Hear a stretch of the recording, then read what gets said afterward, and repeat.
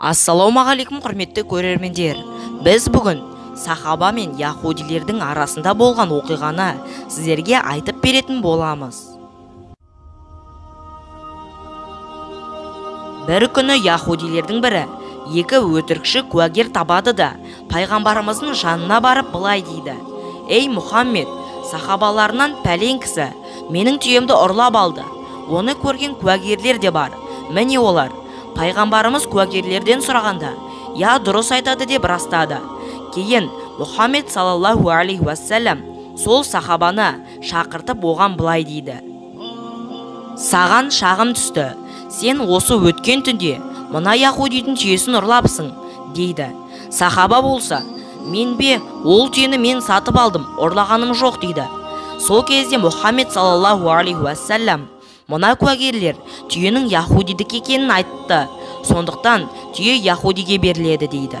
Осы кезде бұл мүбәрәк сахаба пайғамбарымыздан: "Ей Расулуллах, маған аз уақыт бересіз бе" деп өтінеді.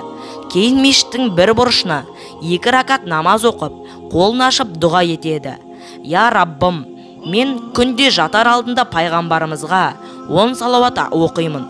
Я Раббым, егер сенің құзырыңда осы оқыған салауаттарым қабыл болған болса, мені бұл қиыншылықтан құтқара көр. Мен бұл түйені сатып алдым, бірақ куәгерлер яхудидікі екенін айтуда." Сахаба қайтып келгенде түйе орнынан тұрып: "Ей Расулаллах, бұл яхуди өтірік айтып тұр. Мен мына кісінің түйесімін" деп тілге келеді. Түйенің сөйлегенін көрген яхуди және куәгерлері қорыққандарынан тұра қашады. Олар кеткеннен кейін пайғамбарымыз мұның себебін сұрағанда сахаба былай дейді: "Ей Расулаллах, менің бір әдетім бар. Әр түні жатудан алдында сізге 10 салауат айтамын. Алла тағала бұл 10 салауатты қабыл етіп түйеге тіл бітірді."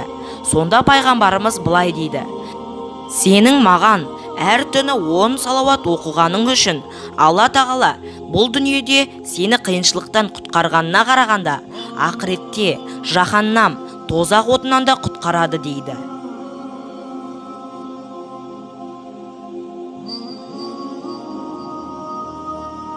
Достар, осымен біздің видеомыз аяқталды.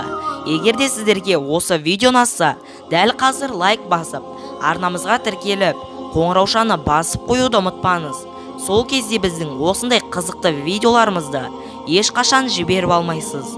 Ендеше сіздермен бірге болған мен Райымқұл Абдулнұрхамит, қызықты мәліметтер арнасы. Сау болыңыздар.